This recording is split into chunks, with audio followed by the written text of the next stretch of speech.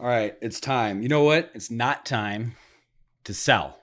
But we'll talk about that more. It's definitely time to get this Presidio perspective rolling. So let's go.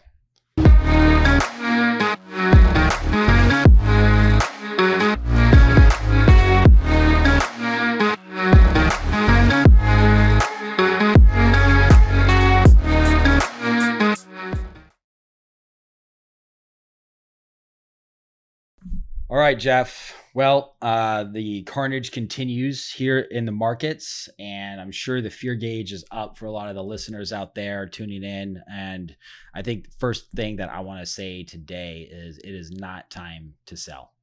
And I think most people know that, but these are the times where we're really going to test our grit as far as being investors. And, you know, we have really short-term memories of where we've been, and you know, we've been here before. I know all of our clients have been here before. We've been there before.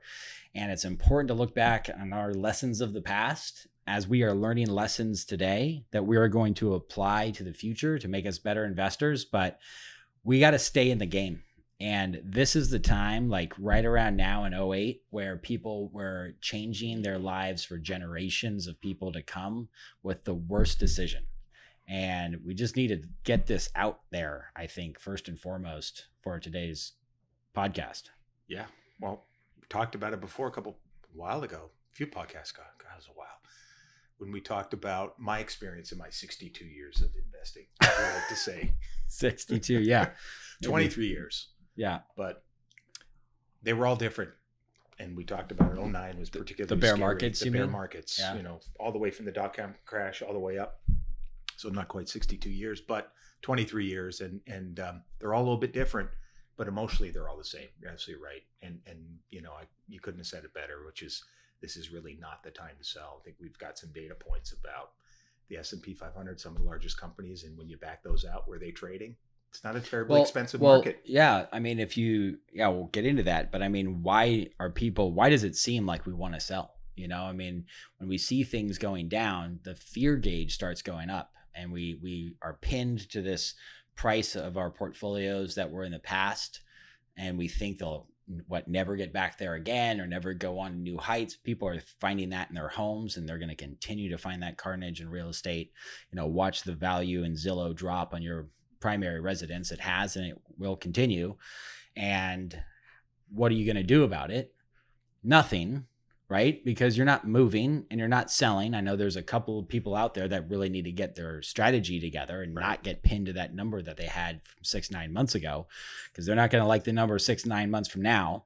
Right. But for the vast majority of us, we're in the home that we plan to be in for a little while. And so when the Zillow says that, or whatever, you know, website we go to or valuation we get on our home, like when we see it go down, what do? I mean, we don't panic sell our home because it went down, but yet we have this inclination to do the same thing if we look at our portfolios and look at investments like stocks and bonds, where people would make a really foolish decision.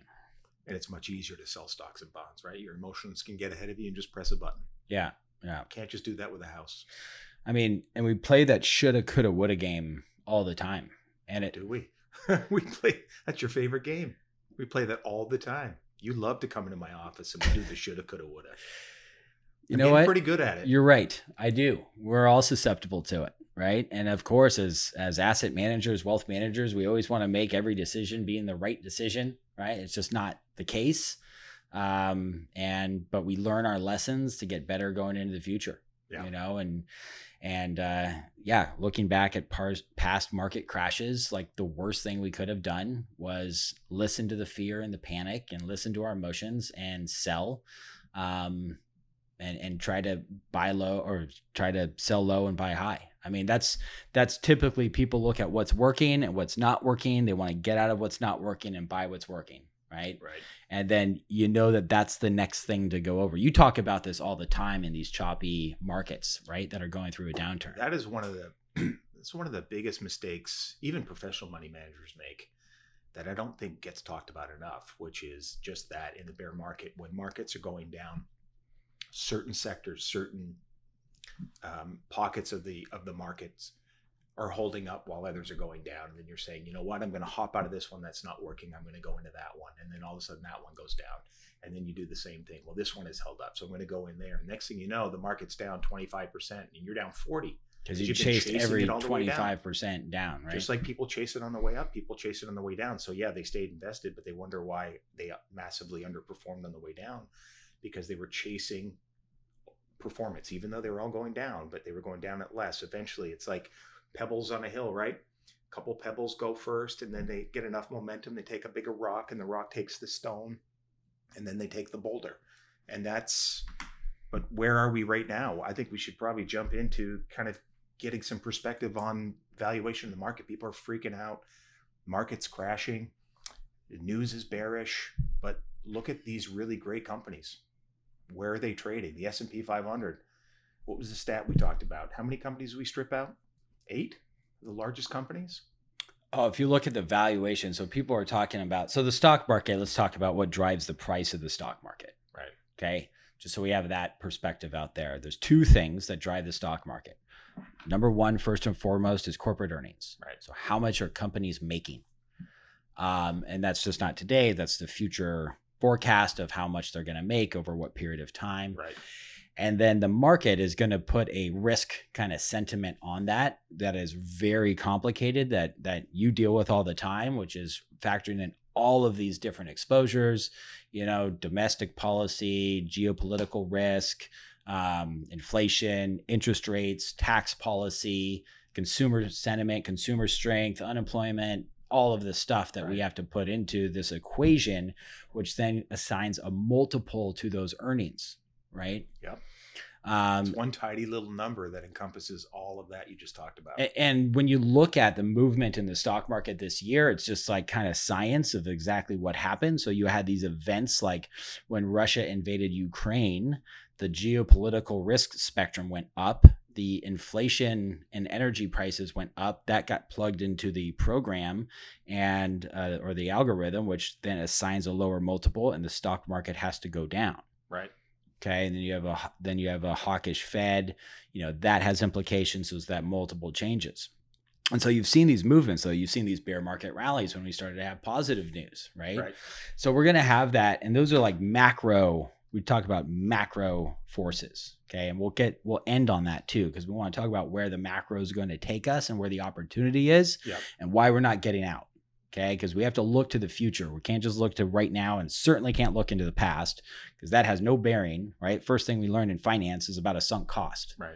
Okay, so here's where we are, and we're looking in the future. But so the macro forces are going to assigning that, but as investors, all of these analysts, stock market analysts, are what are called bottom up, right? Investors, where they are evaluating not the global economy and where interest rates are going. And so think Warren Buffett being like one of the most famous ones, right? Where they're actually looking at the company itself. And they're looking at the company's ability to gain market share, generate earnings, the leadership team, kind of the Marcus Lemonis, people, process, product, kind of evaluations. Right. And by and large, what they are saying is these companies today are undervalued, many of them. Right. And the Charlie Munger quote is, let's buy, great companies at good prices. Yeah. And that's what you're seeing a lot in the market. Is you're seeing these companies now that are undervalued. And just think, if that's the market, is that when you want to be selling? Absolutely when not. Things are under the value? Why are they undervalued? You have all of these short-term macro forces that are assigning risk, which have brought the multiples down. There's less appetite for risk. It is not the time to sell. You don't want to sell things when they're undervalued, right? You don't want to sell your bonds because they've gone down when they're generating a really high coupon yield for you right now. They're providing you income. Right. Okay. So be patient. Okay. Don't worry about so much that price. It's like if you had a rental property, going back to my Zillow analogy, and the renter's there and they're paying their rent and maybe even increasing their rent because of inflation. Are you going to sell that because Zillow says the home's down? No, you're making more money. Yeah. And you're going to make so much more money over the next 3, 5, 7, 8, 9, 10 years. And then that value is going to go up and down over that time and end up. That's been my experience. Yeah. And when you talk about the stock market, you would think from the news that earnings have been going down and everything, corporate earnings have been getting crushed, but it's been all multiple compression. It's been that PE multiple coming down. The corporate earnings are still growing, albeit at a slower rate. And that tends to be negative, but we have all these other things going on. But when you look at all that negative stuff and you've looked at these companies, so the growth sector of the economy down 30% plus, I mean, wouldn't that kind of say that, yeah, we've priced in the lower growth already? Yeah. I think Sierra wants you to speak up into the microphone there. She put it in the wrong spot. Okay. All right. Sierra's fault. Yeah, and then I'm going to kind of butcher this, but so it was, if you strip out, so we're talking about the value of the S&P 500, and so you're going to see all these talking heads talk about soft landing, hard landing, which we'll get into, but like, how low can it go? Right? And that's another game that a lot of people want to play, depending on how tactical you are. It's a really risky game to play because there's always the chance to the downside, right? And there's always the chance to the upside. And you're going to try to guess which one it's going in the next 3 months. It's very hard. It's good to know, right, what those kind of risk spectrums are, so you know what your kind of range of volatility that you should be expecting. And we do risk tolerance assessments for clients so that they can understand, like, if it goes down another 5, 10, 15, that's a scenario versus going up 5, 10, 15, which is another scenario, or multiple scenarios. But so the value of the stock market, people are saying, hey, yeah, we're trading at kind of recession level or like, below average multiples. But if you strip out the top 8 companies of the S&P 500, all these big tech, companies that are still trading at really high multiples, what you'll find is that the S&P is actually trading at like the mid-teens, 13, 14 times earnings on as a whole, which is more of a recession level value of the market. Right. I guess the point in that is there's plenty of opportunities in your portfolio that you're investing in, where you're investing in companies right now that are at really attractive prices for buyers, not sellers. So choose which one you want to be, right? So, and going back in history, every time, if I look back at times like this, we get a year, 2, 3 out, we look back from this and hopefully a lot sooner, but you look back here and you go, man, what are the shoulda, coulda, wouldas you're going to be playing then? It happens every time we come out of a bear market or recession. Why didn't we see it? It becomes so painfully obvious later on. Yeah. And you say, God, yeah, I saw that coming, but yet what did you do? Yeah. And that's really important. I mean, a year ago, we were talking about on this podcast, the transitory versus systemic inflation. Right. And there was just a big divide of who, which way is this going? Right. And it was really hard to see because of everything that had happened through COVID. There were so many factors. And so what were you going to do? And so you could say shoulda, coulda, woulda, saw that there was lots of inflation, that it wasn't, it had nothing to do with global supply chain. You didn't anticipate likely Russia, Ukraine, or some saying, oh, I should have, there's so many events that transpired over the last 12 months that got us to where we are. But, just as people are playing that game of like, oh, I should have known and seen and got out. I mean, just think of what we're experiencing right now. What does all history and data tell us? What's on the other side of this? Okay, let's have our resolve. Let's make sure that we stay intact for the long run. And so, look, a lot of people who are retired, if you're retired listening to this podcast, you're like, hey, that's great, Jeff. I'm glad the companies are undervalued and you're saying I should buy, but I'm invested. Right. So, what do I want to do? I can't rotate. There's been nowhere to hide. Stocks and bonds are both down, right? Real estate's next. Crypto's down. Gold's down. Like, where could you have gone? International's down. Domestic's down. Didn't matter where you were hiding out. Large, mid, small. Right. And then, oh, I should have gone to cash, which is just giving up. You have 8-9% inflation. You're guaranteeing a 9% loss, and that's your strategy. Like, oh my gosh. I mean, It's just been brutal. Every single asset class under attack. Again, we've had a lot of growth in our portfolio, so we should be able to sustain this, but we get anchored to that top level that we had. But let's not forget the gratitude that we've had over the last 2, 3, 4 years looking back. Yeah, exactly. Because you look at those, sorry, go ahead. No, we get these high water marks, you call them. Yeah. You've had that run up in your portfolio, and you've got this level, this number you got to, and then all of a sudden it sells off 10%, 15%, whatever. Or 30. It is, or 30. And then you're just anchored to that number and say, geez, something's broken. I've got to do something. So it sucks. Like, we hate seeing our portfolios go down. We hate seeing the markets go down. Today's a really bad day, and there's been plenty of them, right? But, you know, when you look together at how your portfolio has fared through recent bear markets and recessions, and you're like, okay, we've done all right, even at this level. You know, you've done all right, even at this level. So getting back to my retirees, okay, this is why withdrawal rates are so important, and why what we do is spend so much time on financial planning and cash flow planning before we invest people's money. And I just don't know how people invest their money without a solid cash flow plan and needs analysis over a time period.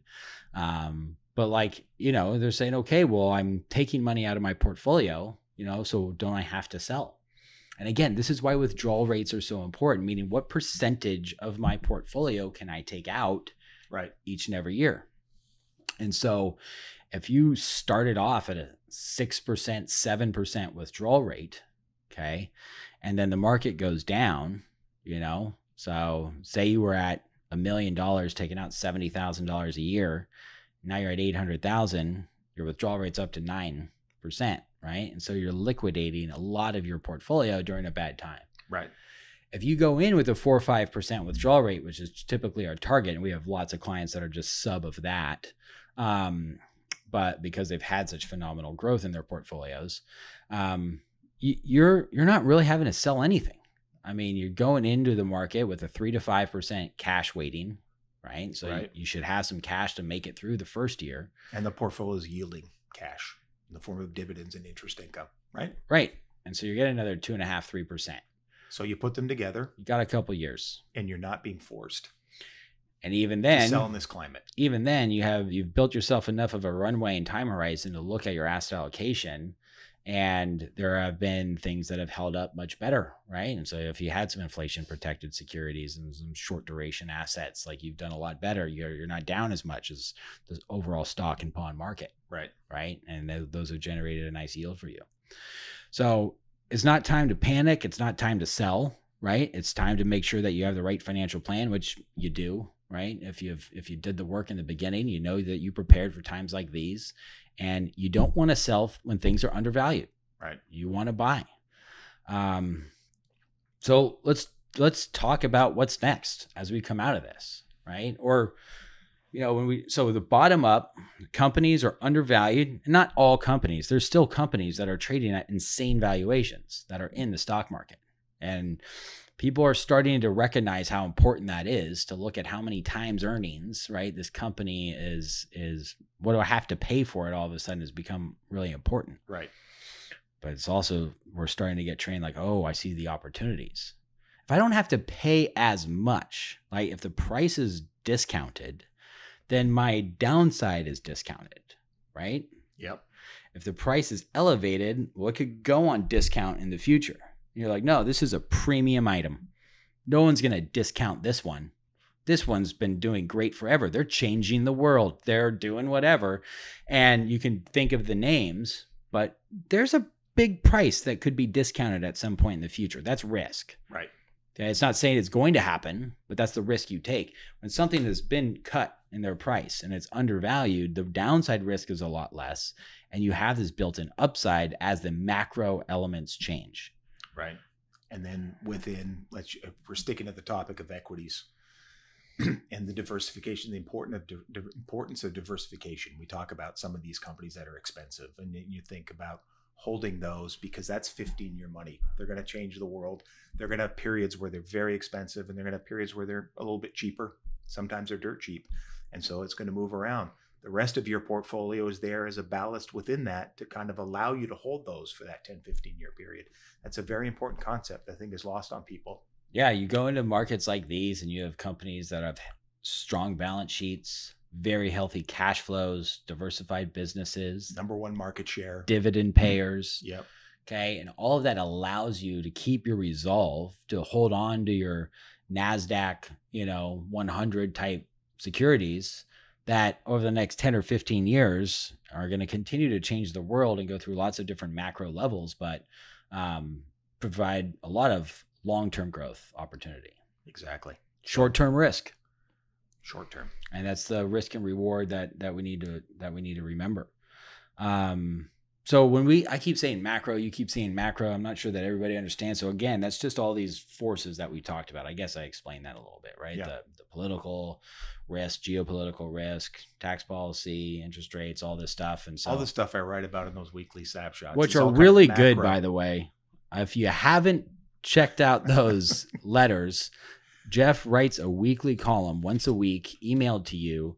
And they're about 2 or 3 paragraphs. It's a very easy read, but you want to talk about taking the complex and making it digestible, and dare I say, entertaining. I love reading them. My wife loves reading them. I know our clients do. So commend you on that. Oh, they're really good, man. And they're very knowledgeable. They make me much more aware of what's going on. And that's the feedback we've gotten from our listeners and clients. But so it's been like you've written about, it's all about inflation. Then that dovetails. It's all about the Fed and Powell and what they're going to do. Right. And that is what's happening in the market that's causing this downturn. And so let's just stay on that. It's going to continue to be all about inflation and all about the Fed. Both sides, both ways, right? Right.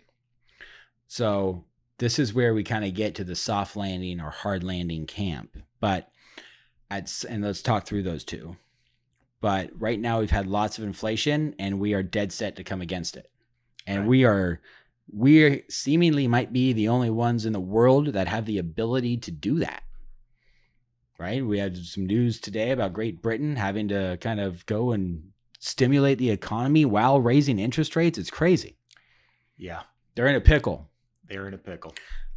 So, this is short-term pain for long-term gain for us as investors and for our portfolios and our economy at large, right? This is short-term pain for long-term gain. And kind of what's happening right now is what has to happen during these times. Things are overheated. Things are overpriced. Prices need to come down. There's this short-term pain. We're seeing it happen. And it's all about inflation, all about the Fed. So what's going to eventually happen is inflation comes down to some acceptable level. We could debate about what that is. And at that point, we stop raising interest rates.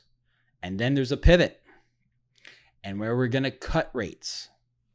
And why are we going to do that? We should talk about it, but let's just say what happens when we cut rates?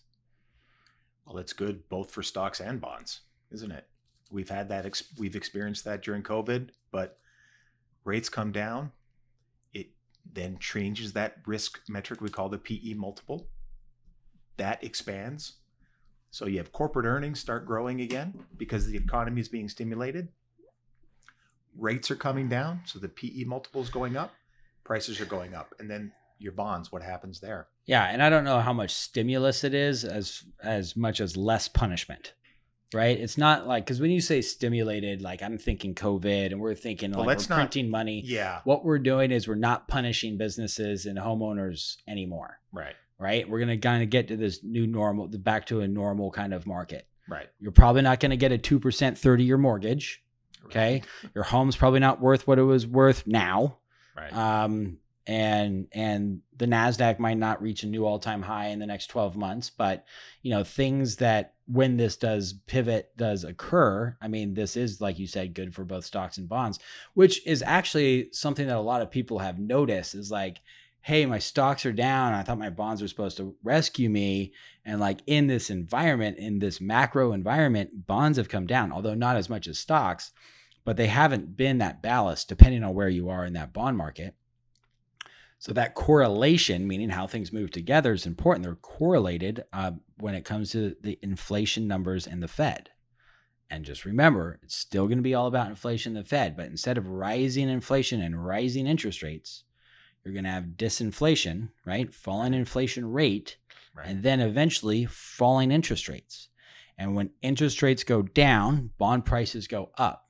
When inflation numbers come down, those future cash flows that companies are generating make the multiple that people are willing to pay go up. Because if that money I'm supposed to make 5 years from now, I have to discount at an 8% inflation rate. It's just math. We talk about this in our class. It's worth 40% less. If that inflation rate is 3, well, it's worth 15%. I mean, there's so much more value I'm willing to pay for that company today. And so what are we doing? We're bringing down inflation. That's going to be really good for those long duration assets. Right. Those companies that are going to generate all this money over the next 10 or 15 years, all of a sudden become worth a lot more because it's just math. Yep. And so right now we have these high discount rates, which are making the value, the multiple lower, even if their corporate earnings are strong, right? Even with no change to earnings, that price is coming down. And then, yeah, to your point, if interest rates cut, then there's better for the balance sheets of the company and they can go do more stuff. And that will happen. We'll get there. It just doesn't feel like we're going to get there, right? I mean, we're talking about the UK and inflation. Germany's running at 10% inflation. We're exporting inflation, exporting it. I'm sorry. We're exporting it because we're energy independent, food independent. They are not. They're relying on energy from Russia. There are all kinds of issues. The strong dollar is creating all kinds of kind of short-term havoc. But at the end of the day, the central banks are going to be forced to raise rates. Inflation will come down, and we'll get to that environment that you talked about. And then you'll look back and you'll say, we were told this was going to happen, and I'm glad that I didn't sell. Let's talk about this soft landing, hard landing. I'm sure people have heard about that. Okay. So just, it's like, how bad is the recession that, let's say we're in, let's just say, how bad is it going to be? Is it a soft or a hard one? A mild recession would be a soft landing, and a deep recession would be hard. Right? Got it. And so kind of depending on your character and who you are, and your upbringing is going to probably affect more of what you think is going to happen, whether you're an optimist or a pessimist. But right. Let's just look at the data. So a hard landing says that if we're going to get to 2% inflation, we need unemployment to go to 6.5% and stay there for 2 years. There was a Harvard study that you and I read last week that came out and showed the math behind that. So what's the likelihood of that occurring? Low. Why?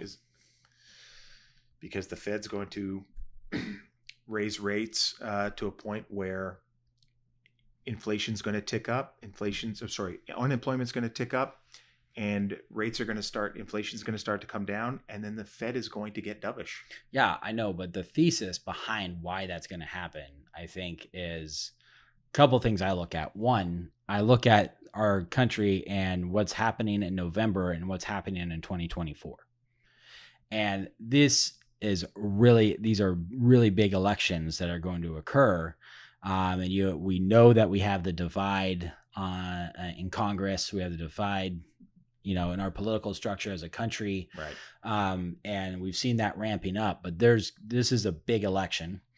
And my crystal ball, I'll just say there's a very low probability that whoever's in control today is going to be in control in 2024. I think I'd agree with that. That's just history. That's not my philosophies or anything, but usually when things are really bad, we oust whoever's in there and say it's all your fault. And when things are really good, we say give you praise and give you another 4 years or whatever else. Right. And there's all kinds of stuff that goes into that. I'm not some political expert, but that America votes its pocketbook, they say. Well, if you put inflation at 6.5% over the next 2 years, everyone's getting fired. Yeah. And if you're in the House, the Senate, or in the White House, or want to be in the White House, you know that, and it is completely unacceptable for any politician to allow that to happen. Right. And so I just don't see that as a viable option that we would ever settle on. It would be so, not to mention the American public doesn't like that option. Our politicians hate that option probably even more than the unemployed. Right. And so there's a lot of issues with that because, of course, welfare benefits go up, all this unemployment, and we're kind of printing money again and going into deficit spend. So there's just so many reasons. Like, yeah, that will kill inflation and bring it down to 2, but what else could happen? So that's one. Yep. So we're raising interest rates until when? And this is something that you were noted here, is that because didn't you say like 50% of all of our national debt is like 1 to 3 year term? Yeah, it's something like that. And we were coming out of COVID when rates were low, because the Fed is on the same side we are, in the sense because they're borrowing money. They're borrowing money. That credit card. I mean, the government is borrowing money. The credit card's getting expensive. They were paying, just interest costs alone was about $300 billion. So because we are at a deficit spend, so we spend more than we make as a government, right? And so, but because interest rates were so low and our national debt, we're well aware of, is really high, but at such low interest rates, we're only spending $300 billion. Only, I say, but relative to GDP, it's a small number. Yeah. And now we are spending more than our annual budget on national defense. Or we're projected to. Be north of $1 trillion. Going to this terminal rate, like you talk about, when they're done with that, or if they go up to beyond that terminal rate, we're going to be spending over $1 trillion, which is more than our So we're about 700 now, on our way to $1 trillion, which is untenable for them. Well, and so that would be on an annualized rate, right? So we can't stay there very long. No. Okay. So the soft landing versus hard landing, we're saying we don't see it as politically, socially, economically viable to go to that hard landing camp. What would cause that is Powell and the Fed getting really hawkish, jacking up interest rates and keeping it there to force that 6.5% unemployment, which would just be carnage. But it would be self-defeating, because we'd be now spending $1 trillion, which we're borrowing because we're deficit spending already. Right. So if you spend an extra $700 billion, you're just growing the national debt at that level. You're borrowing to pay the interest at higher interest. Yep. And there's no way that that's economically viable. Nope. Because now we're printing money, right, which is going to cause more inflation. So there's a tightrope walk that Powell's doing. And if you can gather this and kind of get your playbook together and see just a little bit into the future, right? And so the actual months and dates and whatnot, no one knows. And all these other geopolitical macro events are still out there, right? So they could change the course of things over time, as we've seen. But as far as, what the Fed is doing and what they are going to be able to do, again, it's all about inflation and the Fed. And it just, with all of this data and study, we know there's going to be a pivot. I don't know when it is. I think a lot of people are forecasting the end of next year is when they're expecting them to start cutting rates. Right. So be done with raising rates end of this quarter, maybe early next quarter, pause. Okay. What typically happens there is some risk on comes back into the market. Multiples go up. You could see a buoy. And at some point, they're going to look to cut. And even just a whisper of that before they cut, obviously the market's already up. Right? It's going to lead that date by 6 to 9 months, or try to, just like it led going down. Right? And so I think it's really important that people kind of see that. So that soft and hard landing, the hard landing we talked about, 6.5% unemployment, getting down to 2.5% inflation, that's just untenable. Right. So the soft landing, the mild recession would be getting unemployment, letting it get to 4.5, and getting inflation down to 4.5. And you're kind of in that sweet spot. I just want to comment on this. I know we have to wrap up, but it's not time to sell. Yeah. And I think right now it's a little bit easier. I think your emotions for listeners, it's going to be harder for you to hold in the coming months ahead. And that's not necessarily because I'm forecasting that the stock market's going to be higher or lower over the next 3 months. That's a pretty challenging thing to do. Looking at valuations, if you're in the soft landing camp, we're about there, right? But what happens is the world around you, the economy starts looking worse, and you're going to start seeing unemployment's on the rise. Home values are crashing. you know? So that stuff starts happening, which affects our other parts of life, likely not if we're retired or selling a home, but our portfolio might be doing something different, right? Or about to do something different. And so, you know, the fear gauge, when people look around, they look at their portfolio and go, oh man, that sucks. But when they start to see the carnage kind of actually in the economy, that's when another camp of people will get more fearful. Right. But they will likely have been given some reprieve on some of their assets because they're forward looking. Right. And exactly. The market will reflect that. It'll start moving. And when that fear comes about, what do people do? Historically, they buy bonds, which throw interest rates lower, which throws any bond holdings that you have. The price of those bonds goes up. Yep. Those lower interest rates just by the market, more stimulative for the economy, even without the Fed doing anything. Right. So I think that if you're looking at the playbook, it's not the time to sell. No. And the shoulda, coulda, wouldas in the past, we'll learn from them, right? Think about the shoulda, coulda, wouldas we've done and said before and use that as our playbook for the next 9 months. And we'll keep watching. And we gotta report on this inflation data. I think it's really important that people know what's going on in inflation, and we should have a little inflation segment. Here's what we're watching probably as we go through this, because that's so key as far as the timing. Yeah. But otherwise, don't get too cute. Yep. You know, I mean, It's going to happen. And stay long term. Review your cash flow plan. Keep the big picture in mind. That's right. Yeah. Yeah. All right, Jeff. Lots going on all the time. Thank you to our listeners for tuning in. I hope we've provided some solace in this very difficult time. It is a challenging market. We've been there before. Jeff's been there so many times before. You've been there before. So we're well suited for this. We'll get through it and enjoy your times in life. And we'll see you at the Presidio Perspective in a couple weeks. Thanks, guys. Thanks.